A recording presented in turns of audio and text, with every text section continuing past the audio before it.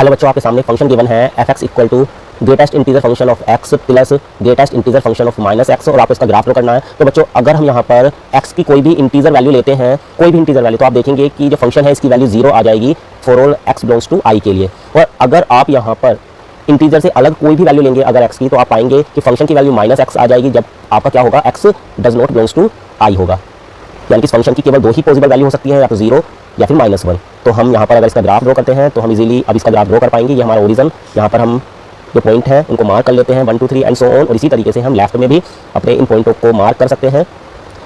अभी हमारा इंटीजर पर इसकी वैल्यू 0 होने वाली है, यानी कि 0 पर भी वैल्यू 0 फंक्शन की, 1 पर, 2 पर, 3 पर, -1 -2, इन सभी पॉइंटों पर फंक्शन की वैल्यू 0 हो जाएगी। और आपके जितने भी नॉन इंटीजर पॉइंट हैं उन पर जो फंक्शन होगा वो आपका क्या हो जाएगा, -1 के इक्वल हो जाएगा। यहाँ से हमें ये जो इंटीजर पॉइंट है इनको रिमूव करना है, तो यहाँ पर हम एक होलो सर्कल बना दे रहे हैं। तो इस तरीके से हम ये जो फंक्शन आपको गिवन है इसका जो ग्राफ है वो